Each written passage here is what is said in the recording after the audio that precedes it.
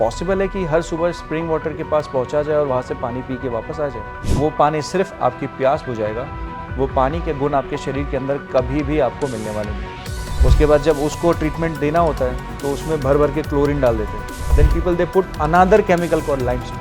सो अब हमारे पास 2 केमिकल है जो हर सुबह हम पेट भर के पी लेते हैं। लेकिन you were talking about water कि आजकल का जो पानी है वो प्योर से तो बहुत ही दूर है।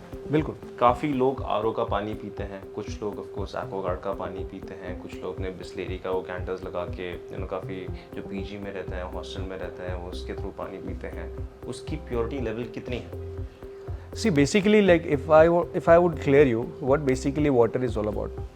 जैसे पानी होता है, पानी has basically 3 properties. जो पहली प्रॉपर्टी होती है बाय डिफ़ॉल्ट पानी की वो होती है उसकी oxidant level.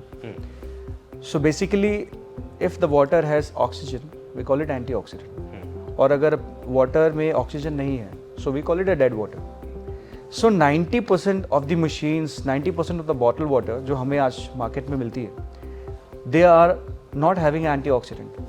So because of that reason they all are known as the dead water, मृत वाटर, मृत जल कहते हैं उसे। चाहे वो हमारे घर में मिलने वाले आरओ सिस्टम हो या फिर मार्केट में मिलने वाली 20 रुपये 30 रुपये की वो बॉटल बंद जो आपकी बॉटलें आती है। सो ये property is always missing. This property you will get in spring water, जो नेचुरल स्प्रिंग्स होती हैं वहाँ पे आपको ये प्रॉपर्टी मिलती है।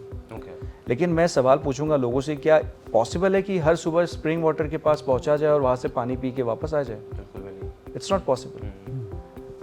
You go to Gomukh, you will get this water with antioxidant level, but going every day to Gomukh to drink the water, it's not possible for अस।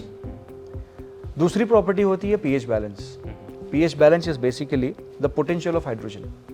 पानी का by default pH level 14 pH का रहता है, बट ग्रेजुअली जो drinking water segmentations में आता है पानी, that becomes neutral. 7.5 pH is the neutral level, और उसके ऊपर हम आते हैं एल्कलाइन लेवल पे, तो 8.5 is the benchmark. It could go up to 9.5 pH, but अगर अपन 10.5 pH अननेचुरल में पानी पी रहे हैं तो हाई डोज ऑफ एल्कलिनिटी होता है। So that is again bad for us. So we should have a restricted figure close to 7.5 and should goes up to 9.5 pH, that is drinkable. Market में जितने मिलने वाले जो आयनाइजर्स हैं, सो कॉल्ड बॉटल वाली जो बॉटल्स आती है, they have got a standard pH of 7.25 से लेकर 8.5 पीएच। बट हम जब हमने पानी को बॉटल में पैक करा है, उसकी प्रोसेसिंग करी है, उससे उसका वजूद छीना है, सो पानी ने अपना कहर लोगों पे भर पाया है। In India if I give you statistics, more than लगभग 10.10 से 11 लाख लोग हर साल हिंदुस्तान में सिर्फ दूषित पानी पीने की वजह से मारे जाते हैं। It's quite a big number when we talk about so much of being smart.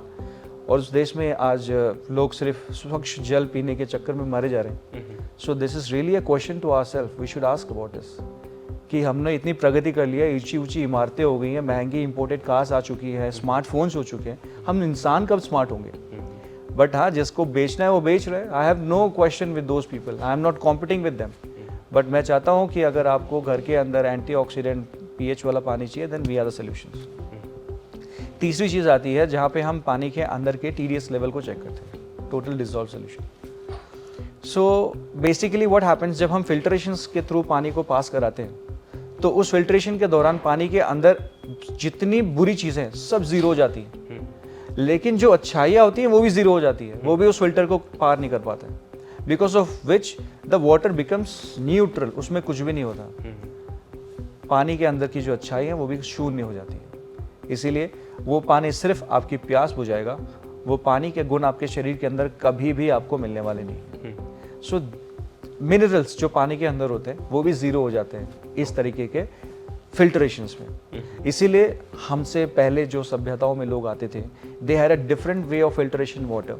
पानी को बालू के थ्रू, पेबल्स के थ्रू, ग्रेन्यूल्स के थ्रू, या फिर कभी पानी उबालो, कोई बड़ी सी मेटल जैसे आयरन हो गया या फिर कोई तांबा हो गया, उसको वार्म करो और पानी के अंदर डिप कर दो। जैसे आप उसको डिप करोगे तो उसके अंदर जो भी है थ्रू द प्रोसेस ऑफ कोगुलेशंस वो सारी चीज़ों को फिल्टर करता था। अब जैसे जैसे सिविलाइजेशन आगे बढ़ता चला गया, पॉपुलेशन विस्फोट हुआ, तो ना लोगों के पास खाने के लिए सामान बचा और ना पीने के लिए पानी।